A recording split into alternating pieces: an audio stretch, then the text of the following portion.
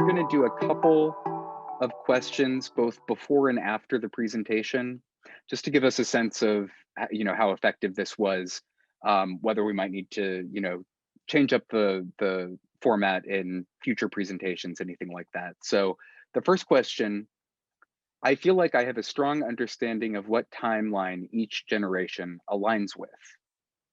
If you definitely agree, you have a strong understanding of what timeline each generation aligns with. And when we're saying generation, we mean like baby boomer, Gen X, millennial, etc.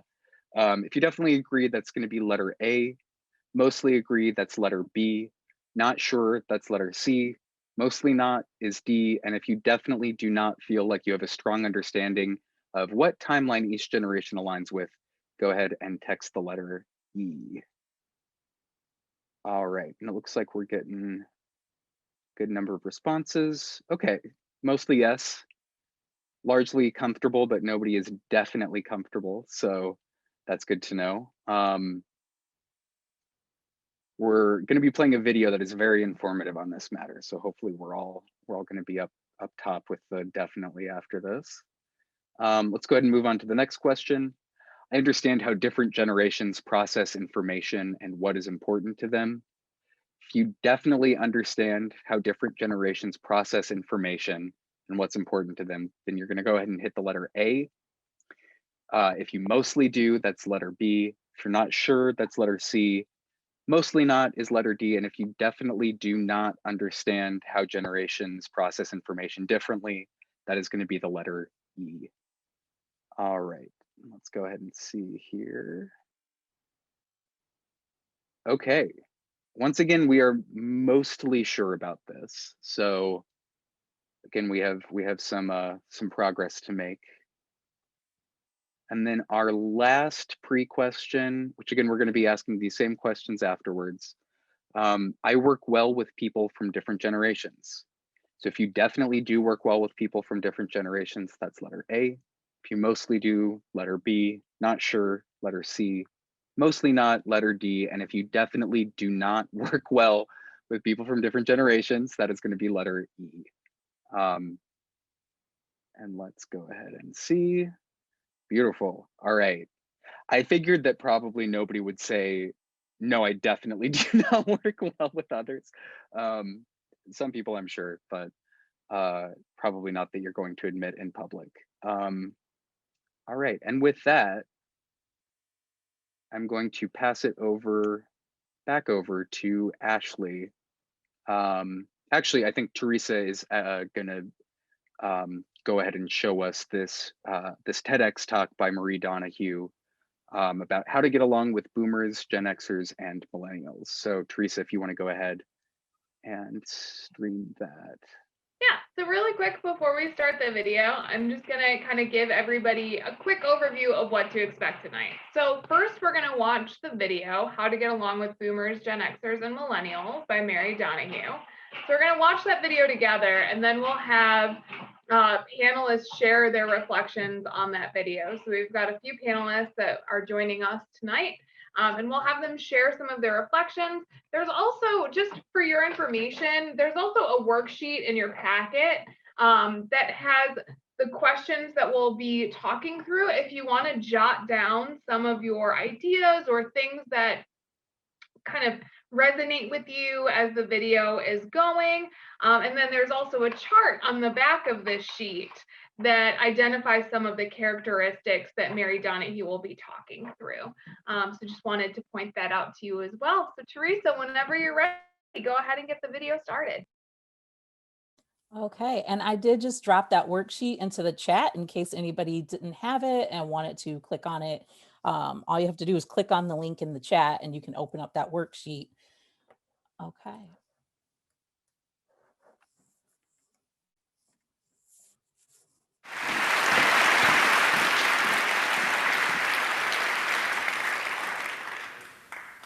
When work sucks, it affects the rest of our life.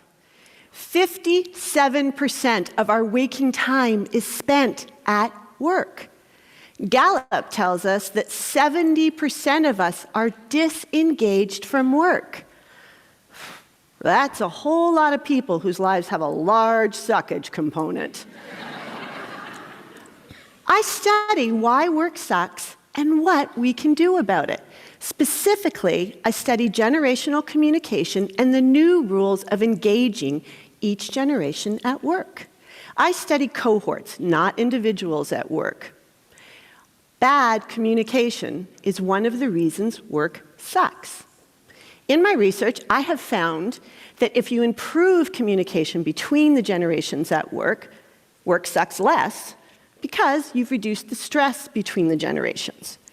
Never before have we had grandparents working on the same team as children that are their grandchildren's age.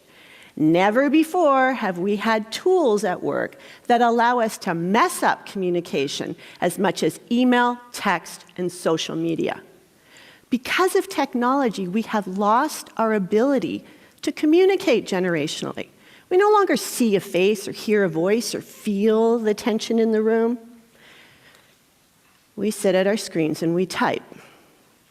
Do you remember the world before ISIS? Do you remember Scuds on CNN?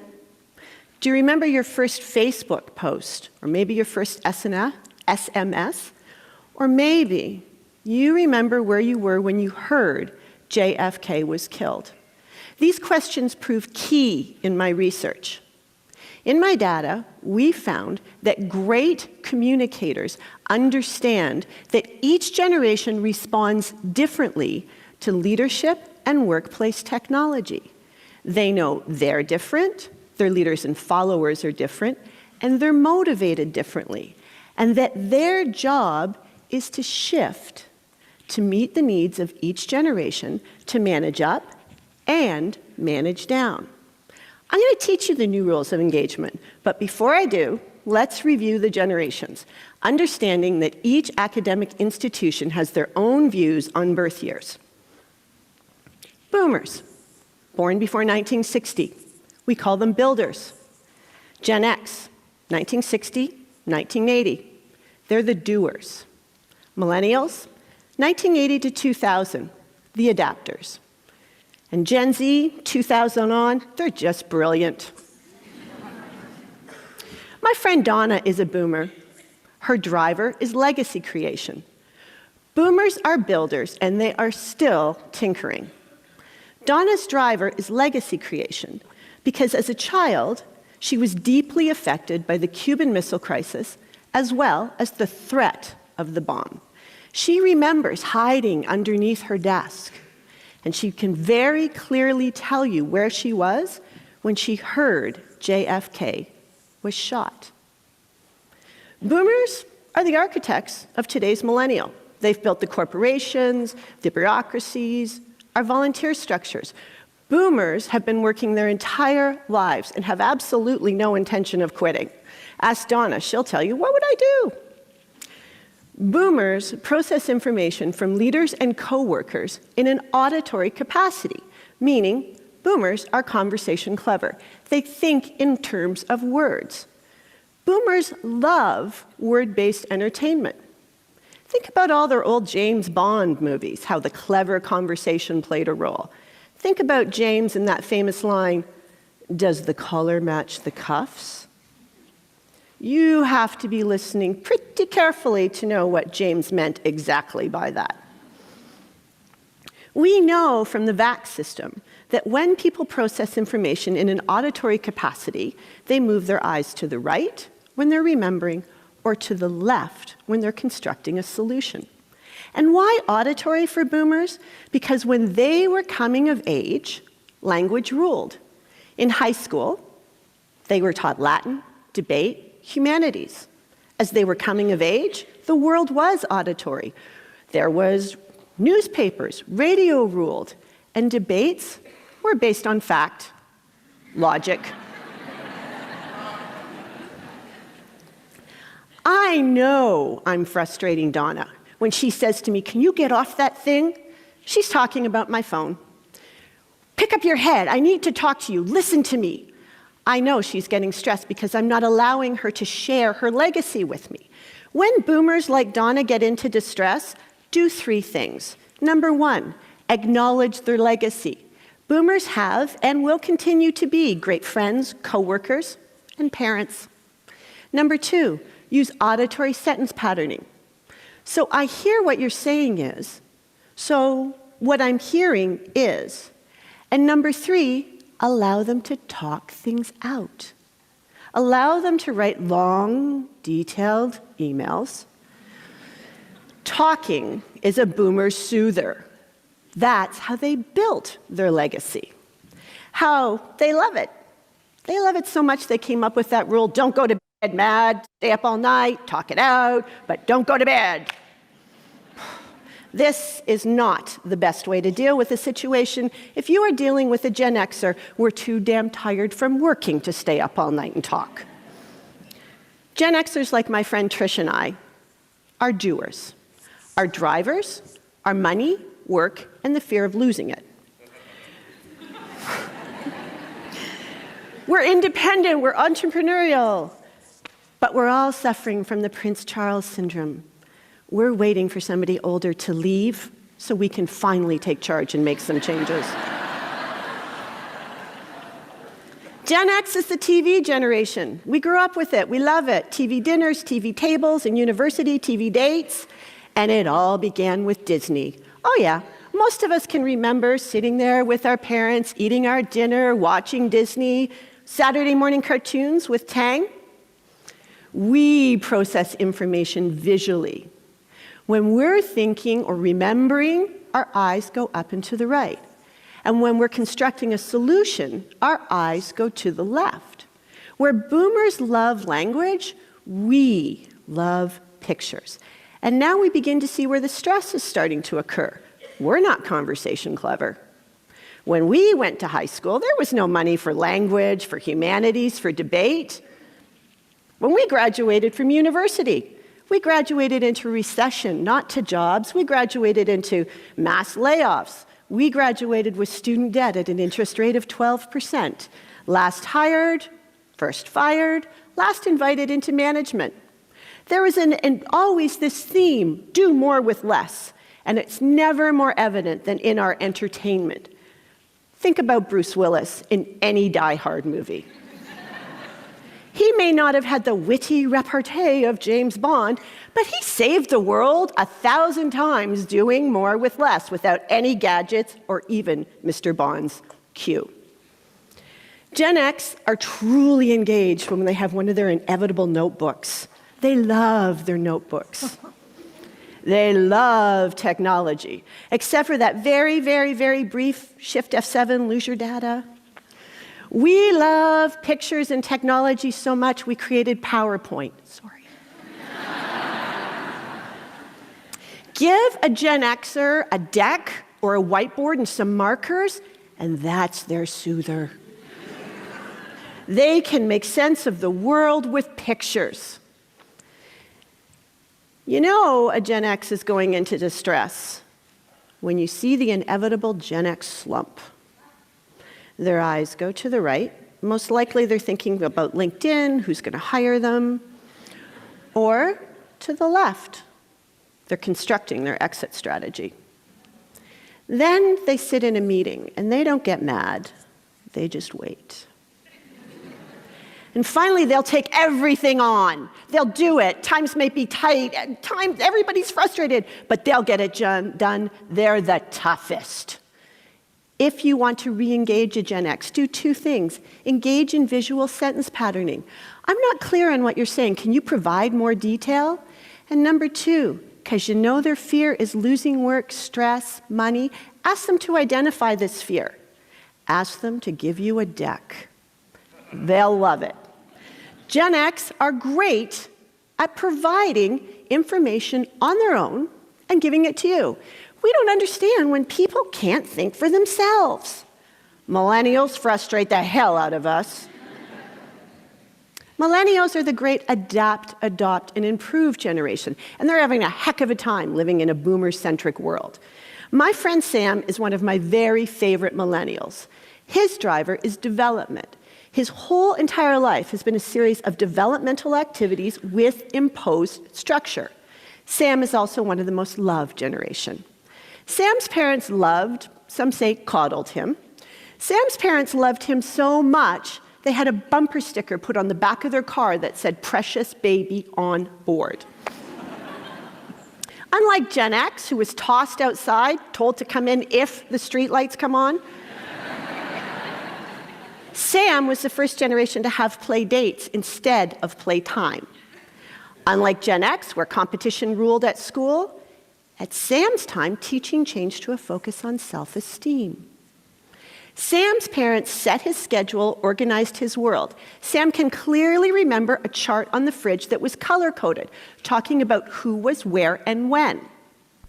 Sam's parents both worked. Jobs were posted on the fridge. Cooking instructions were posted on the fridge. No surprise then that he does really well with detail and structure, but not in a traditional environment. Sam's parents were his rock as he was growing up, and he would have it no other way. His childhood was fairly peaceful, prosperous, but it was when he was coming of age that the world started falling apart. Think about 2008. Presidents lied, prime ministers lied, bankers lied, college and university presidents lied. No one went to jail. That's why they don't trust. Why would you when you know what's going to happen? They trust their friends, they trust their coworkers, they trust their parents. And look at what they've created. Glassdoor, Rate My Professor, Yelp. They share everything. They're fully transparent. Sam's been online since the 5th grade. He grew up in the internet and with and on Facebook. He shares everything. He's fearless. He loves technology.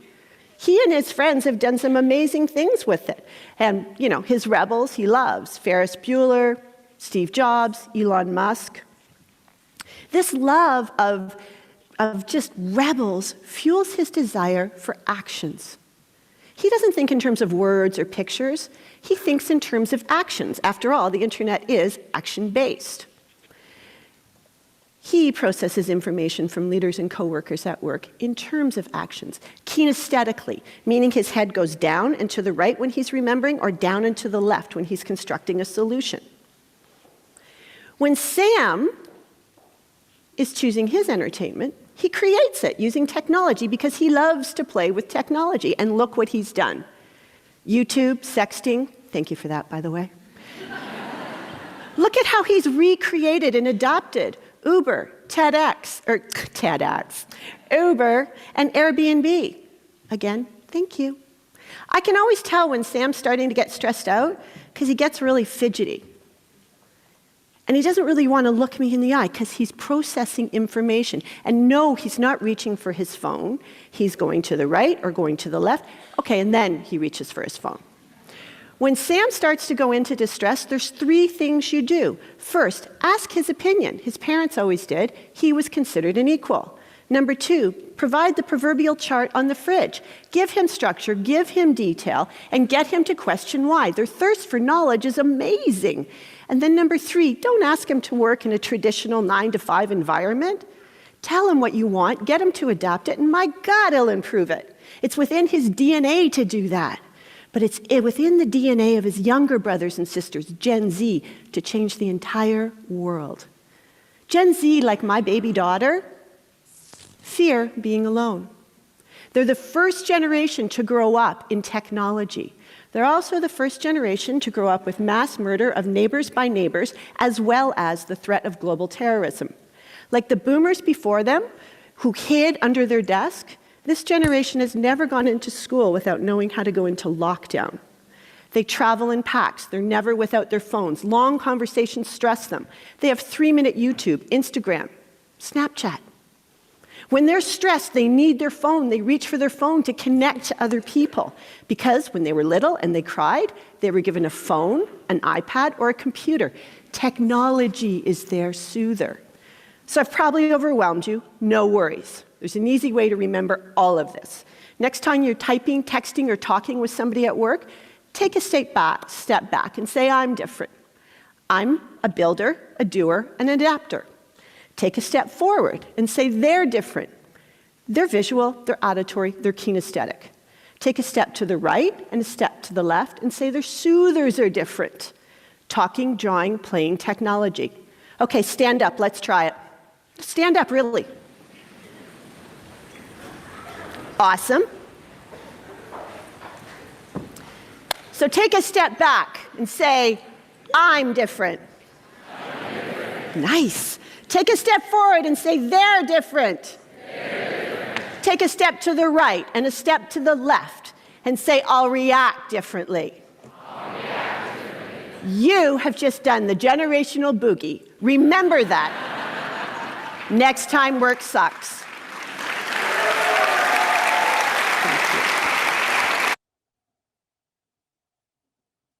All right, that was really lovely. And Ashley, Michael, I think that there you go. All right, that was really lovely. I love the chat. Awesome. Thank you, Teresa. I appreciated that you stood up and did the boogie. It was great. So just a reminder to everybody, anybody that picked up a hard copy of the packet, there is a worksheet that has the generational information and a chart on the back side. And then there are the prompts that we're going to be discussing as a part of the reflection today. And Teresa dropped that in the chat earlier as well, so you've got that electronically. So really quickly, I think, Michael, do you have the most recent version of this? I made some changes in the Google Sheet. Oh, perfect. All right, wonderful. So I want to quickly introduce our panelists, and then we'll jump into some reflections on the video. So today we've got folks from all different age groups to talk through, what things resonated with them in this video. We have Vanessa Alvarez Diaz. She's a program manager at Latinx Technology and Community Center. Jeanette Edwards, president of the Brownell Homes Neighborhood Association. Edna Sabuco, president of the Eastside Franklin Park Neighborhood Association. And Afton Shavers, project manager with Greater Flint Health Coalition.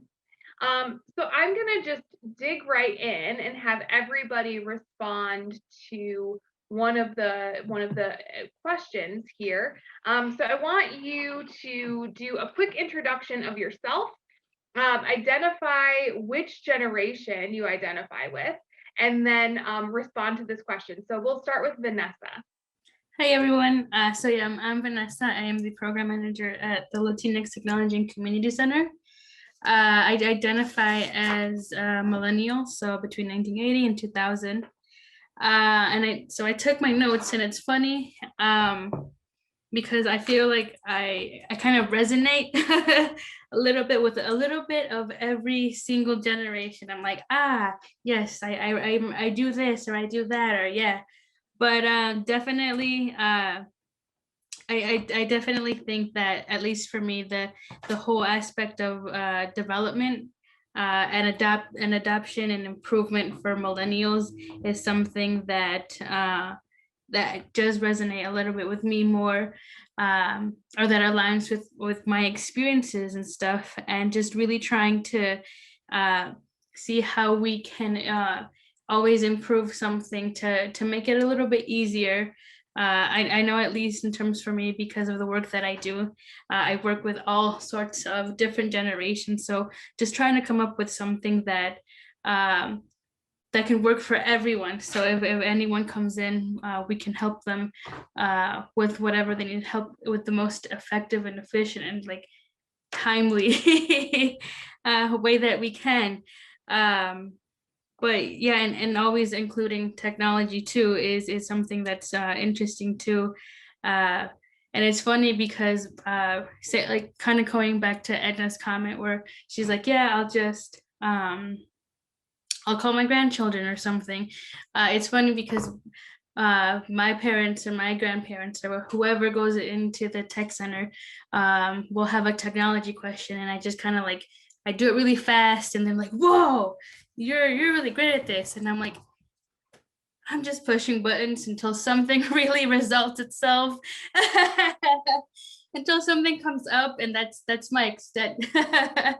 But yeah, definitely just like I said, just technology and just really improving and developing something to to get the best results. Awesome. Thank you, Vanessa. Next, I'm going to call upon Miss Jeanette Edwards. Jeanette, could you introduce yourself, share which generation you identify with, and kind of share your reflections on what characteristics kind of seem to align with your experience? I'm Jeanette Edwards from Brownell Homes Neighborhood Association, and I identify with K through 12th grade generation because I got grandkids in all of that age bracket. And what's the next question? Were there any characteristics of the generations that stood out to you that you said, yeah, I definitely feel like that's true of those millennials or those baby boomers? Yeah, all the characteristics I identify with because especially with the technology piece, I'm not good at all. And yesterday I was trying to get my grandson to do the computer for me so I could put my other grandson to do exercise on the computer. And I couldn't get it. I mean, I worked 15 minutes and I couldn't get it. So I asked my grandson, who he's in learner support, I said, Granny can't do this. And he came right over here and pushed a few buttons and it came up. The man was talking and everything. So I'm like, I don't know why me and technology cannot get it together. But when I was with the 12th graders and it was something I wanted to say and I didn't know what words to use or how to say it. And they said, oh, Miss Jeanette, oh, let me put it like this. And they would do it for me. And they knew exactly what I was thinking and what I wanted to say. So I can identify with the millenniums. That's Did great. I answer that right? Yeah, you did. And Edna put in the chat as you were talking, that's when you get out the hammer. When you start having issues with technology, you get out the hammer. Edna, can you share a quick introduction of yourself, which generation you identify with, and some reflections on what characteristics resonated with you? Yes, I'm a boomer technically, but I'm in between, really, the boomer and the Gen X, because I was born in '59, so I kind of bled over a bit. But I would say, like, for us, the boomer generation, Thank you. I really identified with the characteristics of that one because we come from a time where your word meant everything. Signed contract was secondary. People meant what they said. We had a strong work ethic, and then turn around and at the same time, our verbal communication skills were honed from an early age because we spent so much time with family, sitting around the dinner table, chatting, doing things like that. And our sources of media, we trusted them. We didn't question them at all, which probably wasn't a bad thing or wasn't a good thing. But I got to say, at least back then, like Dan Rather was very clear and concise. There was no slang.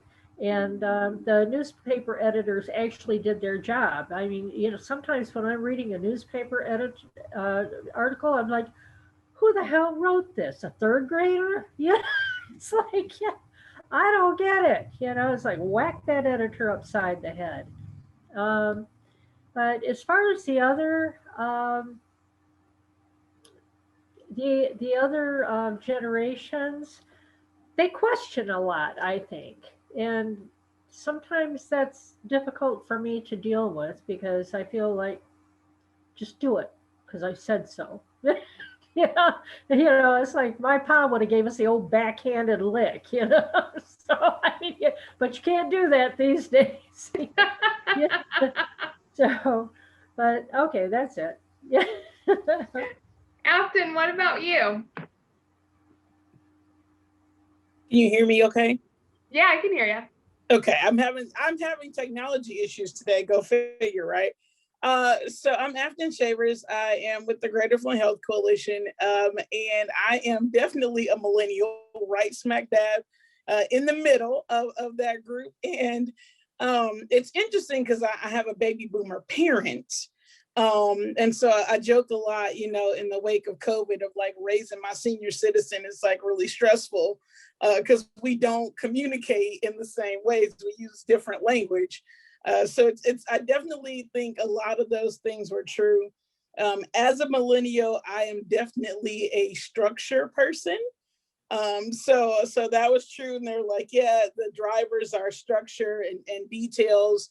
That is definitely me. I literally am a project manager by trade. So what I do is create structure and build projects, right? And really like adapt things to fit the need of the community. So that's literally what I do by trade. So I found that interesting. And the transparency piece, I think, is also very interesting. One, from the generation that I live in, but also from the Flint community, right? So one of the things about our community is a trust issue with things outside of the community, and then also, you know, with government and officials. So I think that part, you know, resonates with me, both partly because of the group that I belong to, but also my experience growing up here in Flint. Great, thank you. Are there any characteristics, and I'll just kind of open the floor for anybody to share. Are there any characteristics that she talked about that you were just like, that is completely bananas? I don't know why she's talking about that. That doesn't make any sense.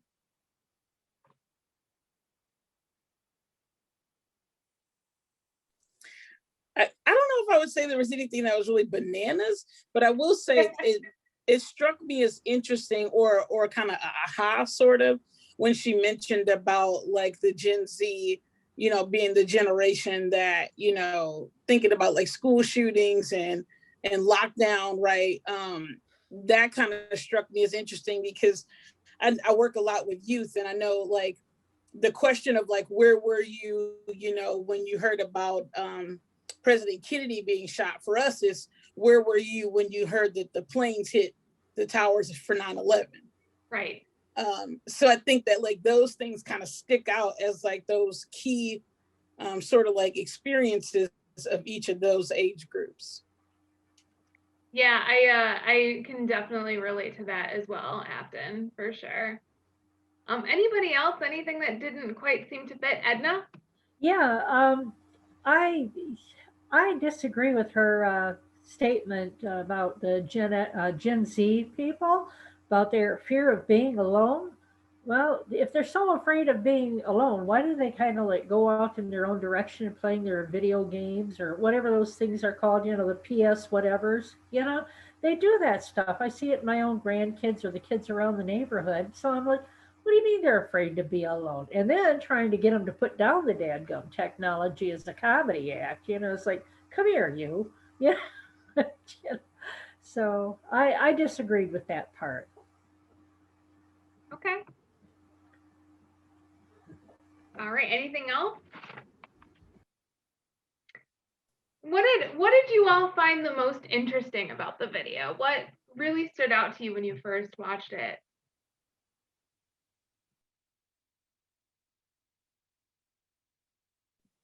I think for me, it was just kind of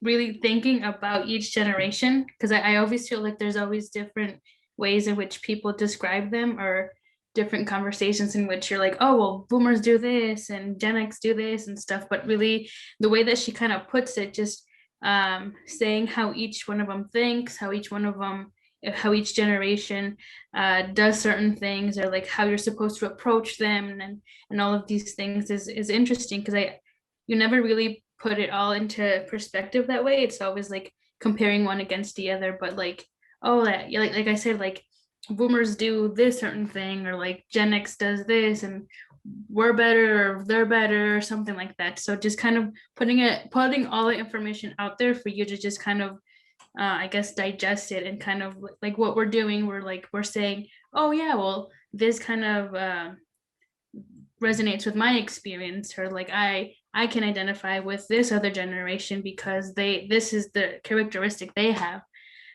So it was really interesting just to kind of lay it all out there, for us to just really think about, I guess, how each generation views itself too, and just having it just there for us to really, yeah, just compare it, talk about it, and just see how it's actually structured and all that stuff.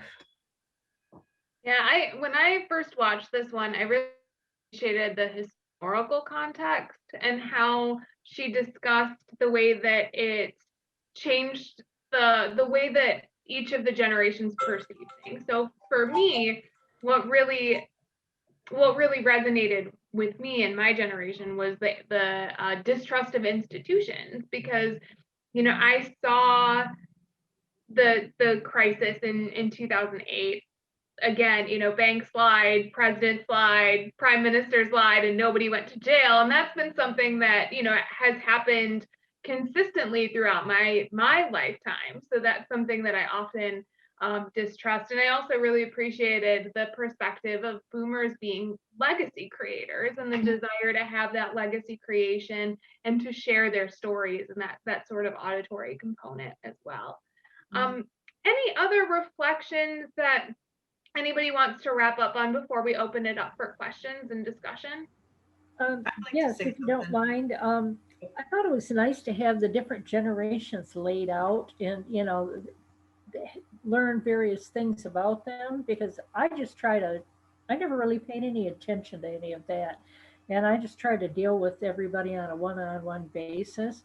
Um, and I think my saving grace through the years is, I come from an extended family. I mean, the Waltons had nothing up on us, and so, I mean, I can sing you ditties from 1905, and because my grandparents half raised me, and just all the way on through, and then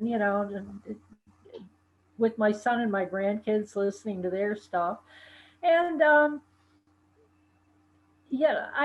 think I understand that we should strive to communicate in ways that other people can grasp what we're saying better. But I think sometimes there's just too much put upon that, instead of just saying, like, instead of saying, well, Ashley's a millennial, so I'm going to blah, blah, blah, because her drivers are yada, yada, yada. I'm just like, look, Ashley's Ashley, and that's all there is to it. So, we'll figure it out, Ashley. Yeah, and I think that that's fair too. At the end of the day, everybody is their own individual person. But I did think that it was helpful to kind of have some context for where people are coming from. Any other thoughts that you all want to wrap up on before we open it up? I think this generation expect us to go their way instead of compromising. I noticed that with my grandchildren. They say, Granny, you just old school. Everything, I'm old school. But I tell them, you have to adapt to me. I don't have to adapt to you. That's the difference between my generation and their generation. Because when my father said something, it was law. It was no talking back. You could not interfere with what he said. You just listen. But this generation, they have an argument for everything you say. And it's hard to get along with them. Even the 5-year-olds, they have talk back. Yeah. And we have a problem with that. I agree. I threatened to wring my grandchildren's neck more than once, It's like, come here, you. All right, so I think we have a couple of questions. I want to make sure that we don't go too far over time, because we do have another presentation tonight. And a lot of the discussion can kind of continue into the next presentation, because we will be talking about strategies for engaging youth. So a lot of this ties really well into each other. But Teresa, if we have just one or two questions that we want to get through, if you would like to share who's up first Yep. or what questions we have? Yep. So we had a few things in the so we had a few people. So Chris, we did have Chris, and then Laura, and then Charlotte. I also had a comment, but I'll wait until and see if we have some time left over. Chris, try to be brief, sir. I'll try to be brief, and you know how hard that is. I know. I was trying to be nice about it. I am boomer, approaching curmudgeon, but I've had the advantage in my life working in television and that sort of thing that I'm always working with the next generation that was coming along. So I had to adapt to them, and I have to tell you that what really drove that thought home with me was I was talking to the general manager's secretary one time, and she happened to have her son in there, and I asked a question about the Kennedy assassination, and his answer to me was, "We haven't studied that in history yet." So says, well, okay, maybe I need to pay a little more attention to this younger generation. And the other part of it is, of course, working in television. I worked with technology all my life. So I've had to learn the computer. I've had to learn how to do these things. And of course, now I edit the newspaper, so I got to learn how to do that stuff too. So, it's your life. You live it the best way you can. Yeah, you're going to have issues with other generations because they are different. And I am going to disagree with the speaker in the TED Talk, only to say that I don't believe that work sucks, because I've never had a job that work sucked. I always enjoyed going to work. Thank you, Chris. What a blessing that is. I didn't know if any of the panelists want to respond, or you want They always said that if you do what you love, you're never having a bad day at work. All right. Thanks. Then we had Laura up next, unless the panelists, unless you want them to respond. Ashley, I wasn't sure. Did anybody have anything to add before we pull Laura up next? All right, I'm seeing shaking heads. All right, Laura, go what ahead, you Laura. got? Julie's got her hand up. Julie, did you have something to add to that? I do, just quickly here. I am Gen X, and I wanted to just make a comment about the questioning. I remember when my kids, so I've got 2 millennials and a Gen Z kids. And I remember when my oldest, who was born in 95, would ask questions all the time. And that's not how I was raised. I was raised like, no, you don't question.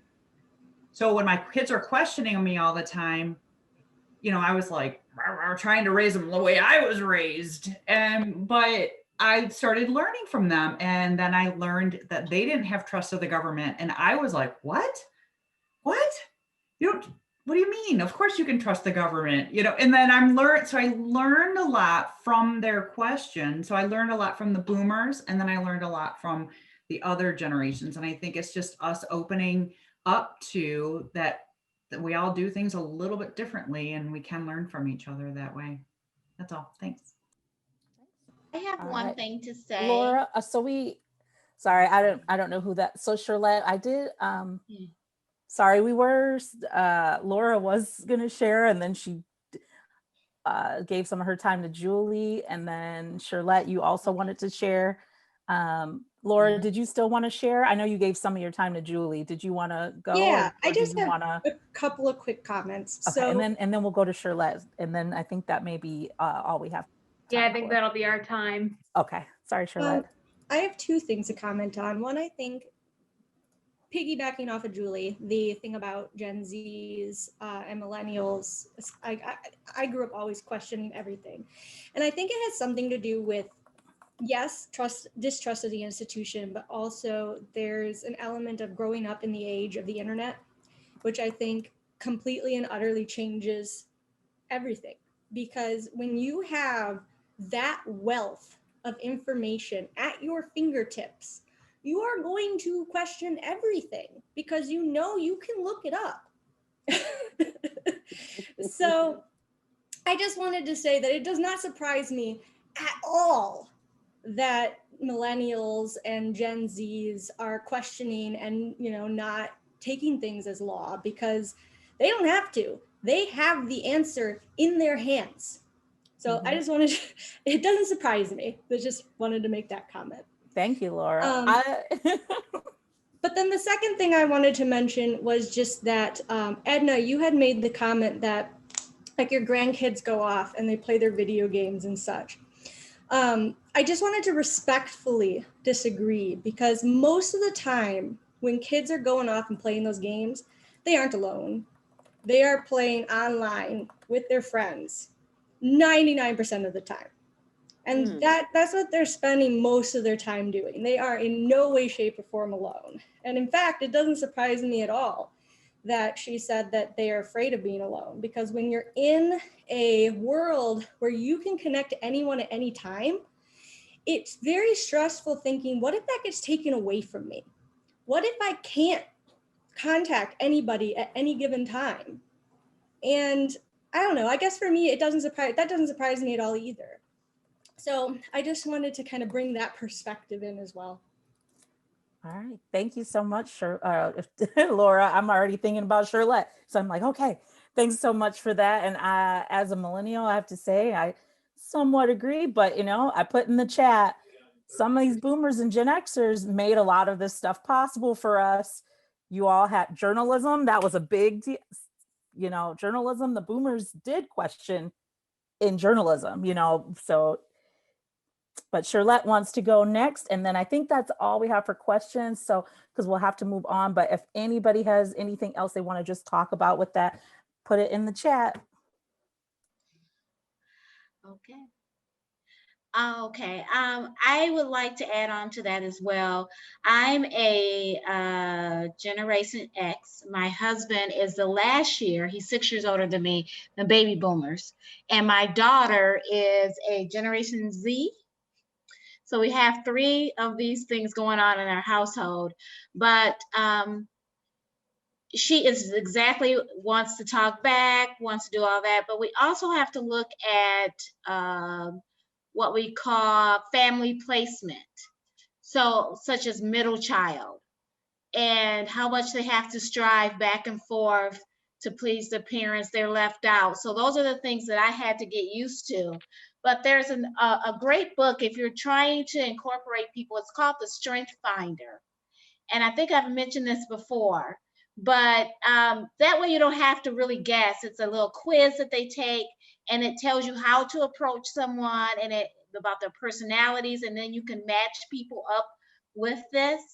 And it just kind of takes out, where are you from? What kind of generation is this person from? What child placement they're in, first child, middle child, baby child, the baby of the family. And so I find that very helpful as a leader to get that Strength Finder quiz. And then that way you can kind of finagle around that. But as far as the children being lonely, yes, my daughter is an only child. And the first thing she says to me is, Mom, during this whole pandemic, if I had a sister, if I had a brother, but then I had to show her appreciation. You are safe. You get more than your average friends get because you are an only child. So just kind of helping her show that appreciation, and then also just having a conversation with people to actually listen about the different generations. I have to tell her, your grandmother is of this generation. She knows this. Listen to her. She can teach you some things. And when you say that, young people tend to perk up and listen, because they have the older generation has a lot to say and a lot to teach, and we have to teach their young people how to respect the experience versus the computer in my hand and I can pull up everything.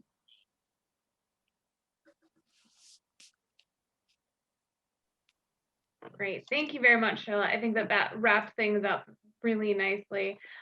Before we move on to our post questions, I just want to say thank you to our panelists for being here tonight. I really appreciate you sharing your perspective and your experience as it relates to generational work. And I hope that you all will stay on with us through the next presentation and share in the discussion there. But we also understand if you have to get on to other things tonight. So just like we did at the very beginning of this session, we're going to do post questions. So we're going to evaluate what we've learned from this session. So the first post question through our poll EV chat is, I feel like I learned something new from this session. So select A for yes or B for no. Again, I feel like I learned something new from this session. A for yes and B for no.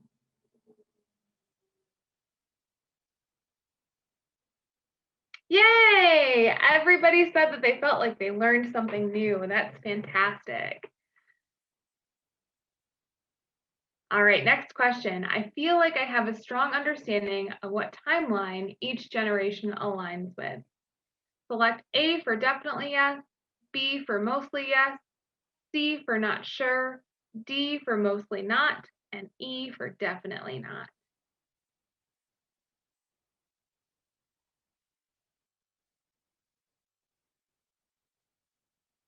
And Michael, if we could take a look at those results. Wonderful. So a lot of folks felt like they had a good understanding when we started, but it looks like a lot of folks have moved up into that definitely yes category. I know we had a lot of mostly yes before, so that's great. And then the next one, I understand how different generations process information and what is important to them. A for definitely yes, B for mostly yes, C for not sure, D mostly not, E definitely not.